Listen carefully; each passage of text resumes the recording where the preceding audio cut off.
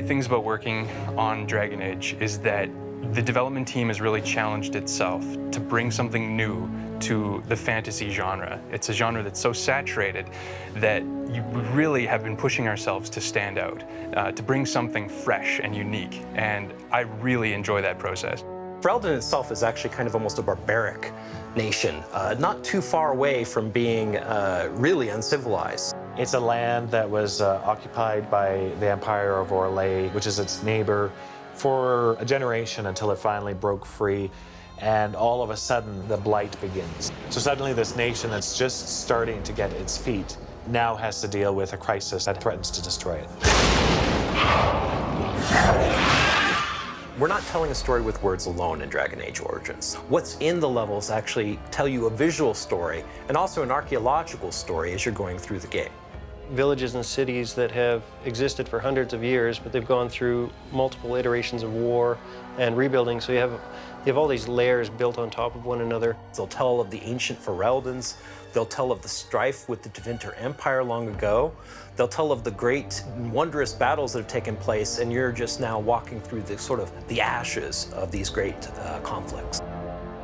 We definitely pulled a lot of historical architectural reference. We were trying to make something to where you could imagine people working, living, breathing in these spaces. The dwarves, which are very Aztecian, Mayan influenced, very angular shapes. You have the humans, some of the Anglo-Saxon 1200 AD influences. You know, lots of timber, lots of like rough stone. It definitely makes it feel like it's kind of almost like the frontier of a fantasy nation.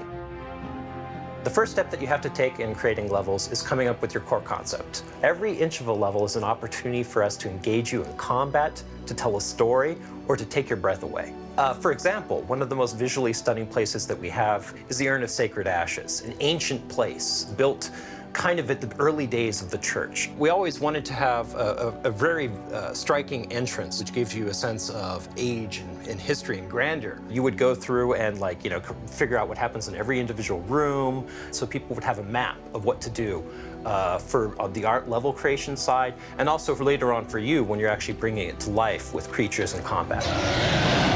So one of the huge advantages we had on Dragon Age Origins was the fact that we were able to do a lot of early development in the Neverwinter Nights engine. This is the Urn of Sacred Ashes, the way that we built it in the Neverwinter prototype. We wanted to make sure that the gameplay, the story, and all the design elements really worked and fit together. And now we'll show you what it looks like in the final game.